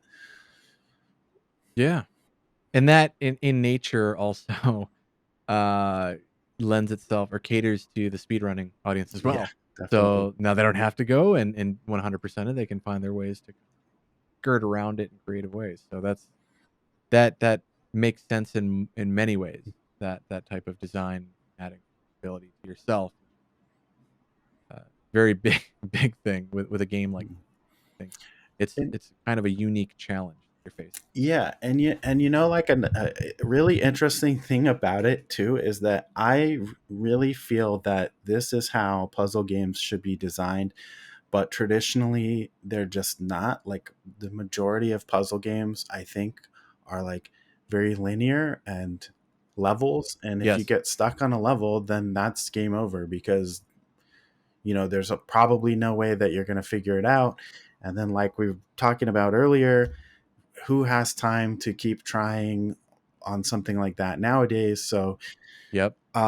I want a game that's like, and so far this has been our experience with the feedback from players, is like, um, this is a game that a lot of people who think they don't like puzzle games can really enjoy, because they've just never I can experienced a see that. puzzle game where they don't just have to get stuck and lose the game. Like they can just be like, I'll come back to this later.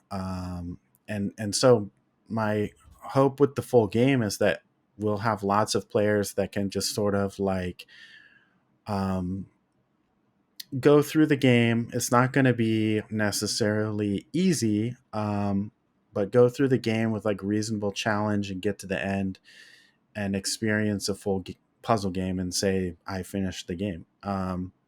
And then we'll have like, just this insane ceiling for puzzle experts and collectathon lovers and things like that. So,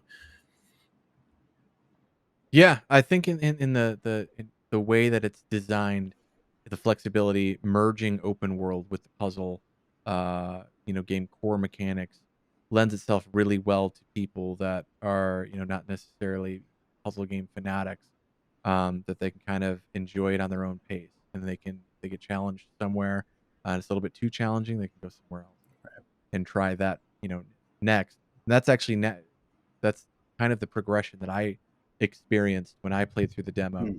I played about an hour of the demo, and that was my experience. There are areas I'd go to where it's like, I don't really understand what's going on here. Let me go somewhere else. And the moment early on when you figure that out, that you can just go somewhere else, that's when it opened up like, oh, this is really cool. And then when I was first able to then travel the map, then it added a whole 'nother and so the progression was really good. And because the game has this easy to understand gameplay mechanic, or gameplay mechanics rather, easy to understand. It makes it one of those rare, relatively rare games where if you put it down and say a week passes, Hmm. you pick your Steam Deck back up and you jump back in, you can keep going. You're not going to be like, oh man, what attack pattern is this? Hmm. What items do I need to use for this? What weapons are the best, setups for this? That's a common problem for me as I've gotten older when you play through games that you enjoy, but for some reason or it doesn't even have to be friction or you don't like it. You could really like it, but you just for some reason or another, you put it down and you don't touch it for a while. And then you get back in and it's like, where even am I? I don't know this Yeah. area. I don't know what's going on in the story. I think Final Fantasy 16 did a great job of addressing that in a Hmm. way, where they kind of encapsulated the story bits, easily digestible and you go back Hmm. and learn about what's going on. Where are you? Um, it's especially an issue for games like that.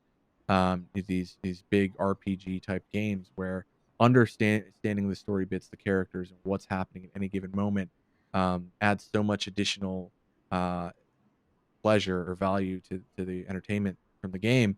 Um, but even with a game like yours, if it had a bunch of crazy combos and an intricate battle system and, like a deck building thing where you had to focus on a specific deck building strategies, if you were to put that down, if you didn't address it within game design, then you'd have a lot of people kind of trail off, and then it would lend itself to being one of those games that could be easily, kind of fallen off before being completed in like a Game Pass type of setting because of that. But this game is totally different. This is a game that it's easy to pick up and put down, and in fact, it almost seems like it's encouraged to just enjoy it at your own pace based off of not only the design but the music. Um, ha- it's comfortable. It's a comfortable experience playing through the demo, and all the noises.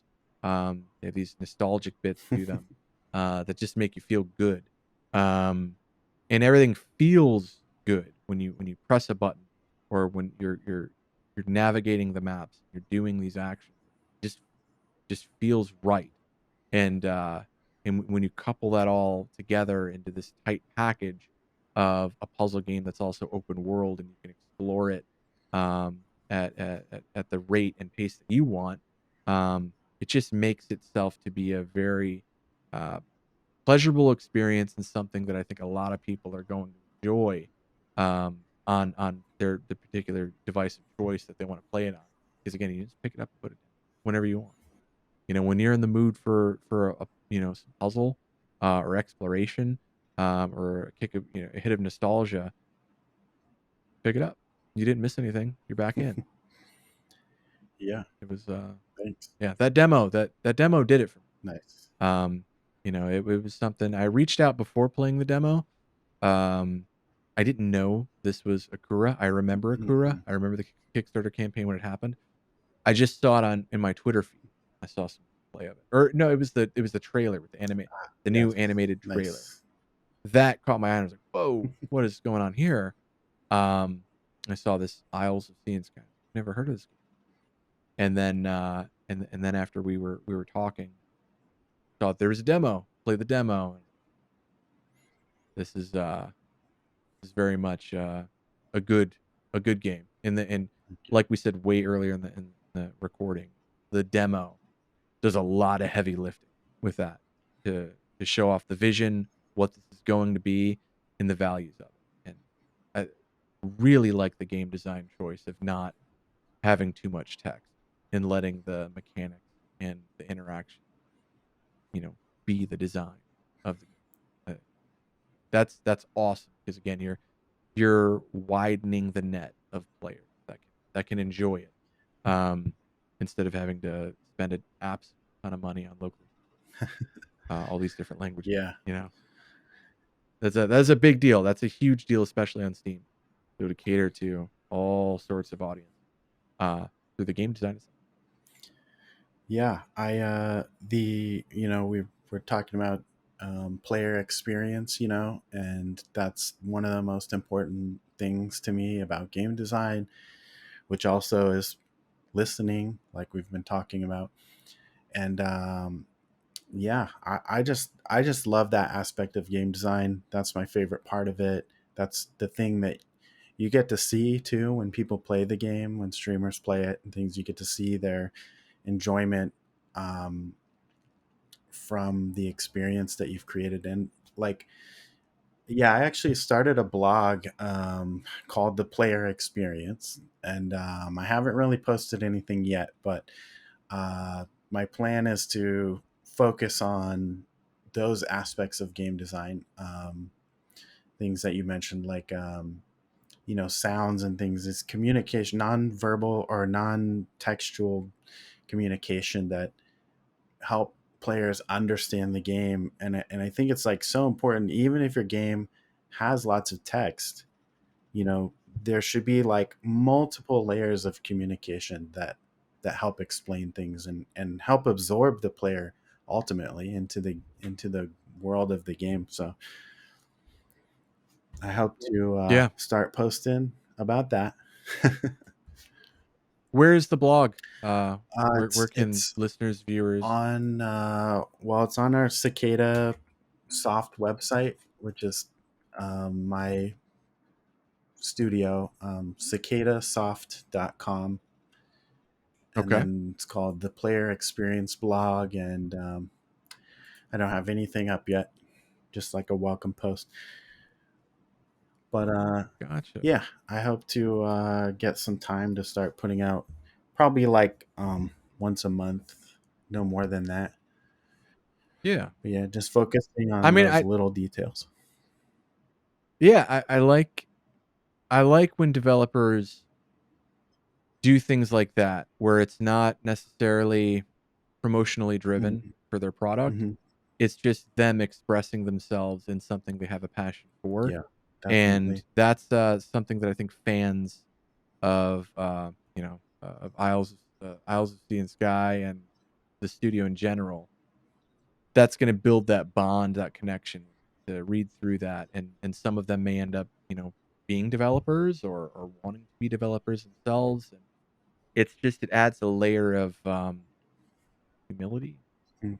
It builds that connection when you're able to kind of showcase your passion uh, in that way, and it's not directly promotionally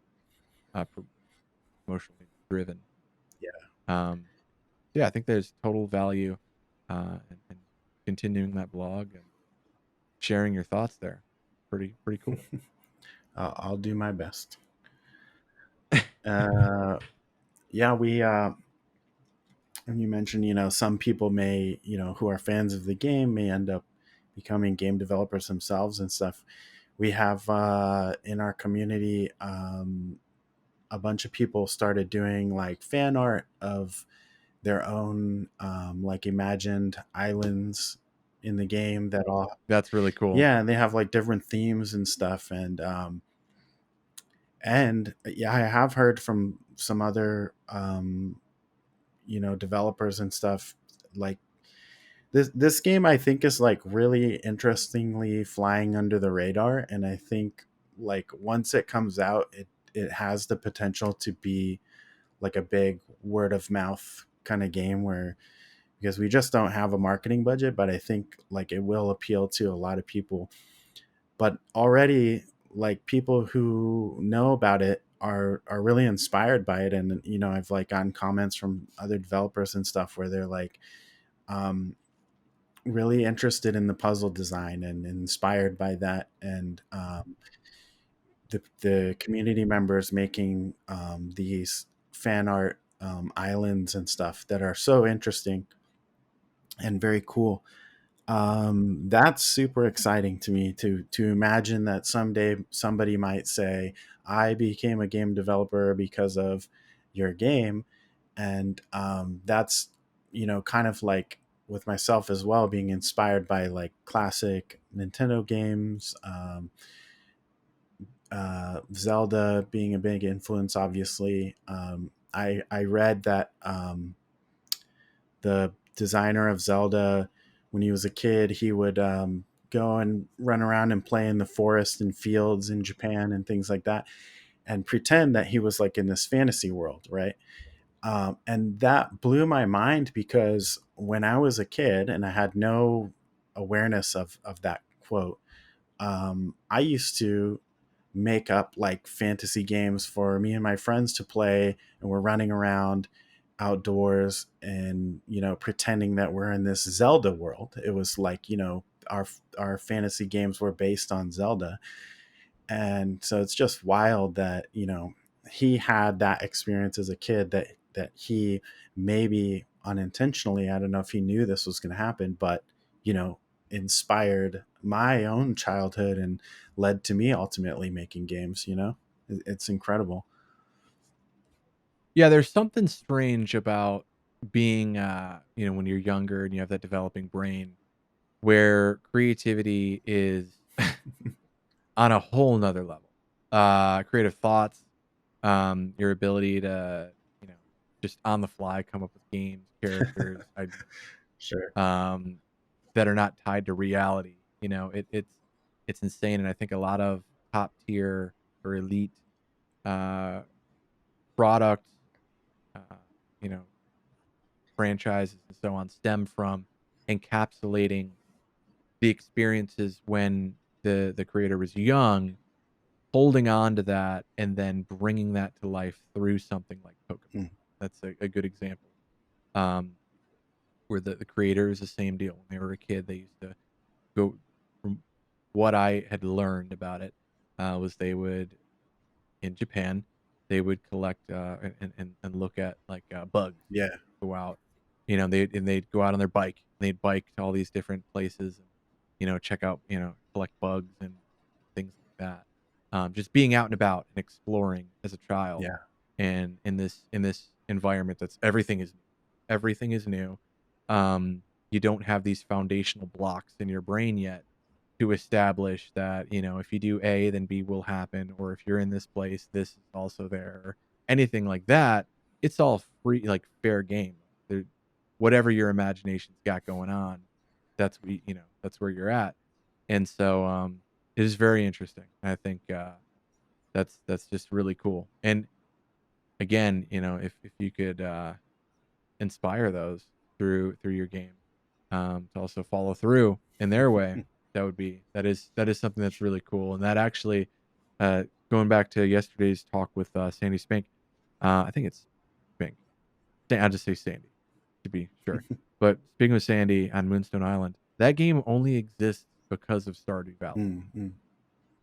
They played Stardew Valley, and then Sandy said, "I really like this game a lot, but in certain areas," he was like, "Oh, man, if they just did this, that would be really cool. Oh, what if they did this? That'd be really cool." And he just started documenting those thoughts in his head.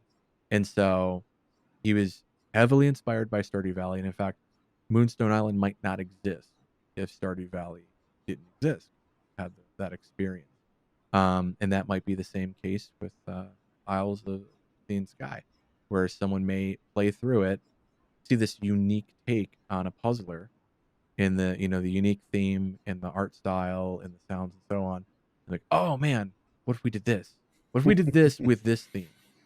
And then that could inspire a new creation. Yeah, I think totally. that's incredibly flattering and something to strive for. Really cool.